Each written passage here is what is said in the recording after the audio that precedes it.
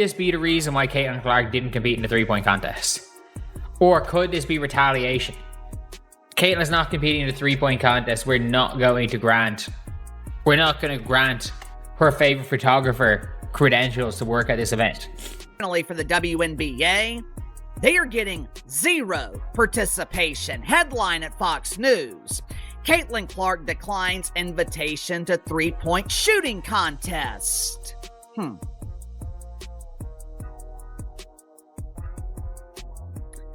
I wonder why. I wonder why Caitlin Clark would decline this invitation. I wonder why Caitlin Clark would decline the opportunity to elevate the WNBA. I wonder why Caitlin Clark would decline the opportunity to boost viewership on ESPN, which is the network with the unfortunate responsibility of... I'm not going to say individual photographers, but in terms of well-known WNBA photographers, she is the most well-known of people that is their focus. And yes, obviously, there is a serious focus on Caitlin Clark when it comes to Brie. And I'm not going to pretend there's not. Something strange happened at WNBA All-Star Weekend. Caitlin Clark's personal photographer got turned away. No delay, no missing paperwork, just a flat no. Other players? Their photographers walked right in, no questions asked. Line that up with what went down just days before, and suddenly this doesn't look like an accident anymore. Caitlin Clark, well, the first year she was a rookie. She didn't want to do it. Last year she was obviously hurt. And this year, what's going on? Must be that she's only shooting just north of 30% from behind the arc. The answer is emphatically wrong on that. That has nothing to do with it. And here's the thing. Sabrina Ionescu is not participating this year. Yes, she has participated in the past. This year, though, she has been encountering back soreness. Oh, coincidentally, who else has had some back soreness? That's right, Caitlin Clark. Maybe she's learning from someone before her that, things like this could re-injure or re-aggravate things. This is not an excuse, folks. That it's just the healthier option. Okay, it has nothing to do with where she's shooting, what her shooting percentage is from behind the arc. I mean, how uneducated do you have to be to think that's the reason? Now rewind a bit. Just before all this, Caitlin Clark got the invite to join the 2026 three-point contest at All-Star Weekend, and she turned it down. Not exactly breaking news, though. She sat out in 2024 too. And last year, she was actually locked into play until an injury forced her out. So no, this isn't some snub aimed at the league. It's just a player looking after her body during a brutal season. And she wasn't the only one who said no. Sabrina Ionescu passed. Kayla McBride passed. 3 of the league's sharpest shooters, all skipping the same event. So why did only one of them end up with a photographer problem a few days later? Sit with that for a second. What does she have to gain from participating in this meaningless event? If she wins, she will be criticized. I'm so tired of this white privilege.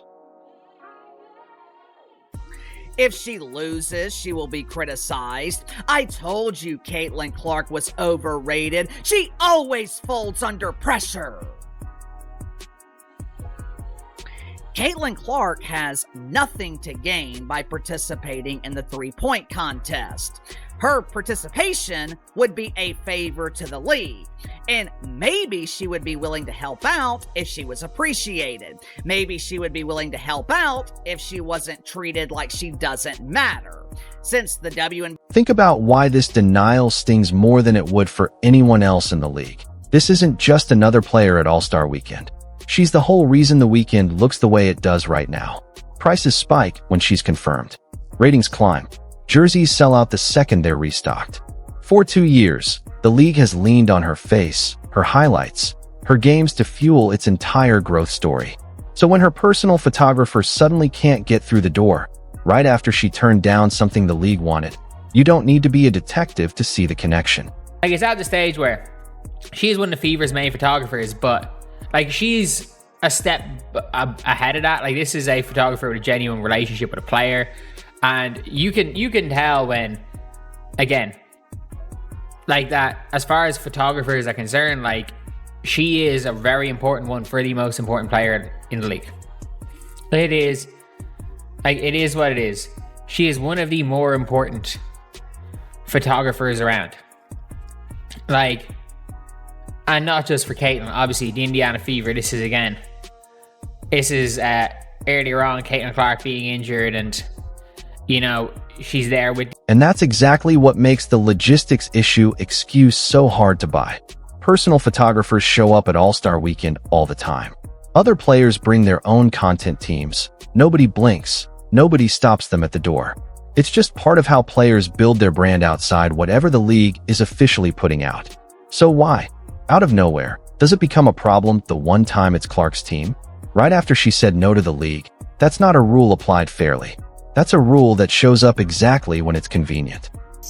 After tonight's game, I'm pissed, and I'm clearly not alone in my sentiments, but the league has a serious officiating issue, and the fact that the way that they treat their generational talent is truly disgusting.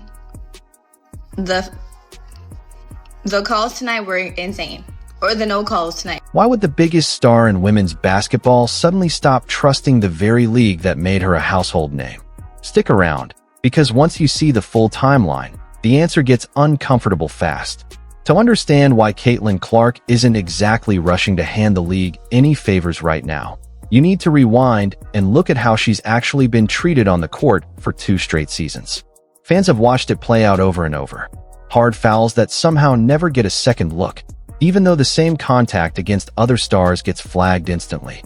Shoves that land just outside the ref's line of sight, or sometimes right in front of them, and still nothing gets called. She's been knocked down, elbowed, and openly criticized on national television. And the league's response, more often than not, has been silence. Analysts have said it flat out. A lot of her peers seem uncomfortable admitting how much impact she's had. When she was voted 11th best guard in the league by fellow players, while fans and media had her ranked in the top 3, even veterans like Candace Parker called it out publicly, basically saying anyone ranking her that low needed to check their own insecurities. Think about that gap for a second. The fans see it, the cameras see it, but somehow her own peers don't. Now picture running a league that depends this heavily on one player's drawing power.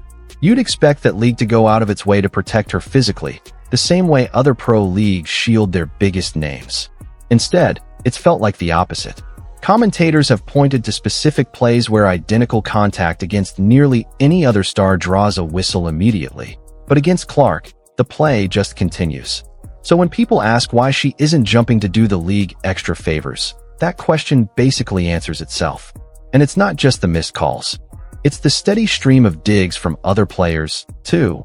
Comments and interviews, on podcasts, in post-game scrums, framing her success as something handed to her instead of something she earned through the work. Every time one of those clips drops, it spreads fast, gets the algorithm boost, and pulls attention toward manufactured drama instead of the actual basketball being played. Through all of it, Clark has mostly stayed quiet and let her stats speak. This is the same league cashing in daily on her viral highlights, her sold-out road games, her ratings records. Yet the moment she makes one decision the league didn't want, the response is to go after someone close to her professionally who had zero say in that choice, just to make a point. Now, to be fair, because this only works if we stay fair, nobody's saying Clark owes the league her presence at every single event just because she's the biggest draw in the building. Skipping a skills competition is a totally normal athlete decision. Rest matters. Managing your body matters, especially deep into a grinding season where every extra rep adds up. She turned down the 2026 three-point contest, and honestly, this isn't new. She skipped it in 2024 too, and last year she was actually set to play before an injury pulled her out. So saying no wasn't some shocking snub. It was a player managing her own body. She wasn't even the only one. Sabrina Ionescu passed, citing back soreness. Kayla McBride passed too. 3 of the sharpest shooters in the league, all sitting out the same event. So here's the real question. Why did only one of them end up with a credentialing problem days later? Because here's what happened right after Clark said no. She was in the building for a photo session tied to Paige Bucher's senior year shoot, and her personal photographer, the same one who documents her biggest moments, was denied credentials for All-Star Weekend. Not delayed, not lost paperwork, denied. Meanwhile, other players walked their own photographers and content teams through those same doors without a single issue. That's when people started connecting it back to the three-point contest snub, wondering out loud if this was simple retaliation. And that's exactly where the league's silence becomes impossible to explain away as some boring logistics hiccup.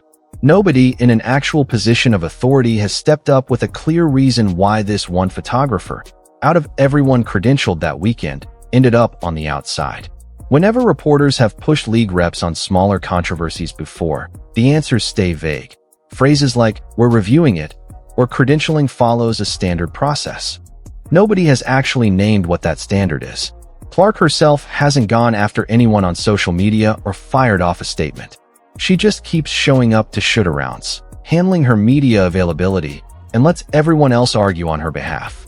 That restraint says a lot about her, but it also means the league gets to sit in silence too, since there's no public confrontation forcing them to answer on camera.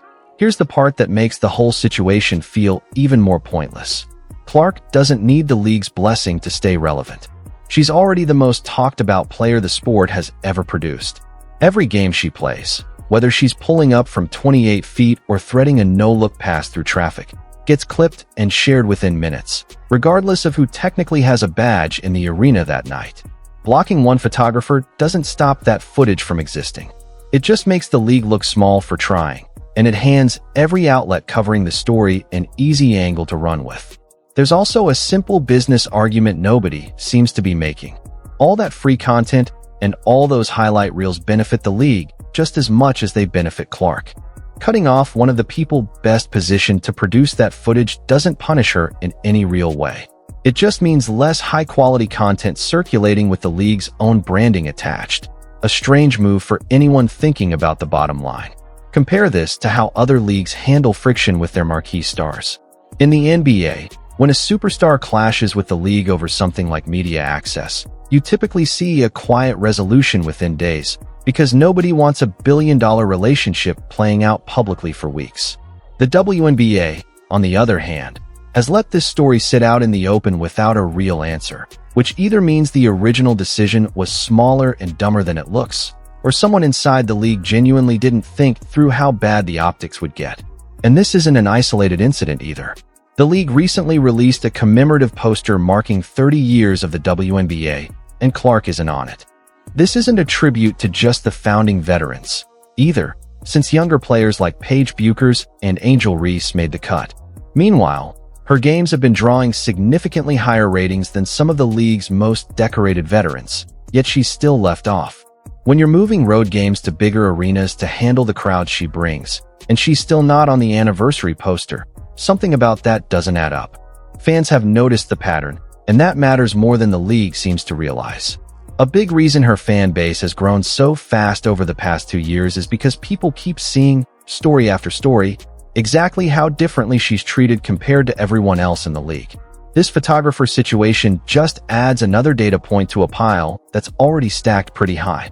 When you deny credentials to the one person hired to document a player's biggest moments, right after that same player politely declines your event, you're not sending some subtle signal. Put yourself in her position for a second. You're the reason arenas that used to sit half empty are now selling out months in advance. You're the reason national broadcast numbers jumped into territory nobody inside the league predicted a couple of years ago. You're absorbing harder contact and getting less protection than most of your peers, with barely any pushback from the people whose entire job is protecting the integrity of the game. And the apparent response to one respectful no is to go after someone close to you who had nothing to do with that decision. That's not how an organization builds a real, lasting relationship with its biggest asset. That's how you slowly push her away, one small retaliation at a time. At the end of the day, Caitlin Clark doesn't owe anyone a three-point contest appearance, and she definitely doesn't owe silence about how she's treated. She's shown up night after night, played through contact that probably should have drawn a lot more whistles, and helped grow this sport faster than almost anyone predicted. If the league's answer to a simple no thanks is locking her own photographer out of the building, That says a lot more about the WNBA's priorities than it does about hers. So here's the real question for you watching this right now. Is this just bad optics, or is it something deeper the league doesn't want to admit? Drop your take in the comments. Hit like if you think this story deserves more attention, and subscribe so you don't miss the next update on this, because this one is far from over.